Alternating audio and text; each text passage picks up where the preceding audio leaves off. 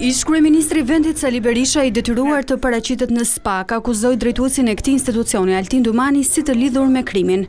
Kjo zyrë shteti do të shpallet seksion i kartelit Troplini. Do të shpallet seksion i kartelit më të fuqishëm të drogës në Europë, karteli vetëm që administron portin kryesor të vendit, portin e Durrësit. Ndaj dhe në shënimin që i lash Altin Troplinit e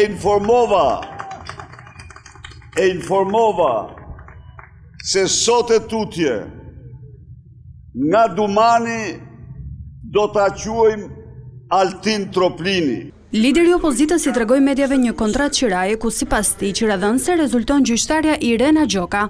Kryedemokrati pretendoi se ajo ka kryer falsifikim dokumentesh pasi ka përdorur kodin civil të vitit 2014 për të lidhur kontratën e vitit 1996.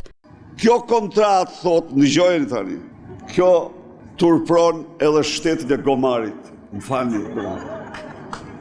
Por paraja denigron njerëzit në atë shkallë sa i transformon.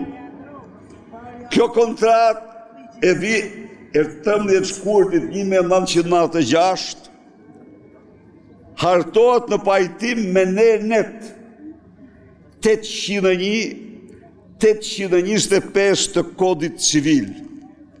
Miq, kodi civil i miratur në vitin 1994 ka patur gjithsejt 280 sanene. Dosja Partizani, për të cilën Berisha akuzohet se ka kryer korrupsion pasiv, kaloi për gjykim në 19 maj. Shorti përcaktoi se do të jenë gjyqtarët Elsa Ulliri si kryesuese e seancës dhe 2 anëtarët, Rudina Palloi e Bim Ndreca, ata që do të shpallin vendimin përfundimtar për fatin e kryetarit të Partisë Demokratike dhe të dhëndrit të tij Jamar Maltezi.